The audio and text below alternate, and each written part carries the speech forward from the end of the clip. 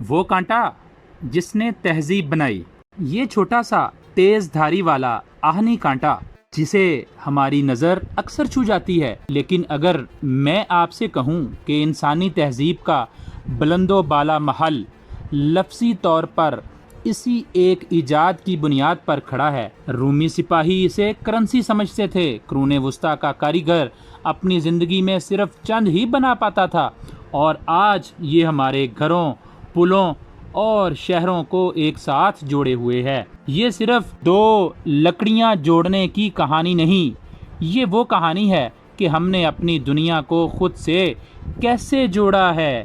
یہ ہے کیل کی آبجسٹری۔ ہماری کہانی کی جڑیں 3500 سال قبل مسیح کے قدیم مصر میں ہیں۔ یہاں کانسی کے پہلے کیل بنے جو زیادہ تر مقبروں اور شاہی زیورات کے لیے استعمال ہوتے تھے، لیکن اصل انقلاب رومیوں کے ساتھ آیا۔ انہوں نے کیل کو ایک نئی طاقت دی۔ وہ نہ صرف لکڑی کے جہاز، پل اور گھر بنانے کے لیے استعمال کرتے تھے، بلکہ ایک رومی سپاہی کے جوتے کے تلوے میں بھی 80 سے زیادہ کیل ہوتے تھے جو سڑک پر چلتے ہوئے نشان چھوڑتے تھے۔ سب سے حیران کن بات، کیل اتنی قیمتی تھے کہ اتنی تجارت کے لیے چھوٹی کرنسی کے طور پر بھی استعمال کیا جاتا تھا، اور جب کوئی شخص اپنا گھر چھوڑتا تو وہ اکثر گھر کو جلانے کا فیصلہ کرتا تھا، صرف اس لیے کہ اینٹوں اور مٹی کے ملبے میں سے یہ قیمتی آہنی خزانہ دوبارہ حاصل کر سکے۔ روم کے زوال کے بعد کیل بنانا ایک سست، مشکل اور انتہائی مہنگی مہارت بن گئی۔ ہر ایک کیل ایک ہنرمند لوہار کی محنت کا نتیجہ تھا۔ گرم لوہے کی سلاخ کو بھٹی سے نکال کر ہتھوڑے کی ہر ضرب سے اسے نوکیلا بنایا جاتا، آخر میں اس کا سر بنایا جاتا تھا۔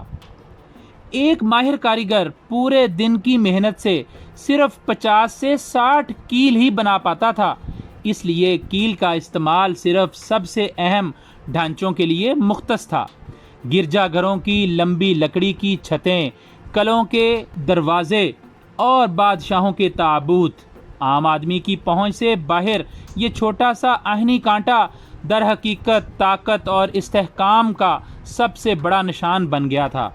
سب کچھ 1790 میں بدل گیا جب امریکی موجد جیکب پرکنز نے وہ مشین ایجاد کی جس نے تاریخ کا رخ موڑ دیا۔ یہ مشین تار سے کیل بناتی تھی۔ لوہے کی تار ایک سرے سے داخل ہوتی، مشین اسے خود بخود کاٹتی، نوک بناتی اور سر ڈالتی، اور تیار کیل دوسری طرف سے باہر آ جاتا تھا۔ یہ ایجاد ایک زلزلے کی مانند تھی۔ جہاں پہلے ایک آدمی دن بھر میں صرف 60 کیل بناتا تھا، وہیں ایک مشین 1 منٹ میں سینکڑوں کیل تیار کرنے لگی۔ کیلوں کی قیمت اچانک اتنی گر گئی کہ اب یہ عام آدمی اپنا گھر بنانے کے لیے کافی کیل خرید سکتا تھا۔ یہ وہ لمحہ تھا جب جیومیٹری کی طاقت نے ہاتھ کی مہارت کو پیچھے چھوڑ دیا، اور یوں لکڑی کا گھر امریکہ اور یورپ میں ایک قومی خواب کی علامت بن گیا۔ 20ویں صدی نے کیل کو ایک سائنس بنا دیا۔ 1830 میں گیلوانائزیشن کے ایجاد ہونے کے بعد زنک کی تہ چڑھانے کا عمل عام ہوا، جس نے کیل کو بارش اور زنگ سے دہائیوں تک محفوظ رکھنا ممکن بنا دیا۔ پھر نئے مادے اور مقاصد آئے۔ کنکریٹ نیلز نے پتھر اور کنکریٹ کو جوڑا۔ اسٹینلیس اسٹیل کے کیل ہمیشہ کے لیے چمکتے رہتے تھے، لیکن سب سے بڑا جادو نیل گن کے ساتھ ہوا۔ اب ایک ہتھوڑے کی جگہ ایک پاور ٹول نے لے لی جو ایک ٹریگر کے دباؤ سے 1 سیکنڈ میں کیل لگا دیتا ہے۔ کاروں، جہازوں، فرنیچر، ہر چیز کی تیز رفتار پیداوار کا راز اسی میں پوشیدہ ہے۔ آج دنیا ہر سال 1 کھرب یعنی 100 ارب سے زیادہ کیل بناتی اور استعمال کرتی ہے۔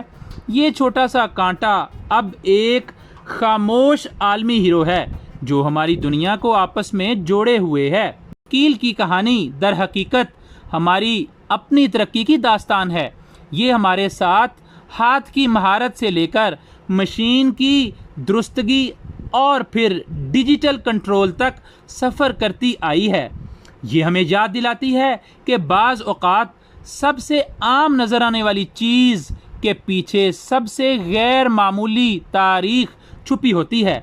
اگلی بار جب آپ کسی دیوار، فرش یا پرانے درخت میں کیل دیکھیں، اس کی ہزاروں سال پرانی داستان کو ضرور یاد کریں۔ یہ تاریخ ہے جو ہر چیز کو مضبوطی سے جوڑتی ہے۔ آبجیکٹری پر خوش آمدید۔ اگر آپ کو یہ گہری کہانی پسند آئی تو لائک کریں، سبسکرائب کریں اور ہمیں بتائیں ہتھوڑے کی طاقتور تاریخ ہماری اگلی کہانی ہونی چاہیے۔ شکریہ۔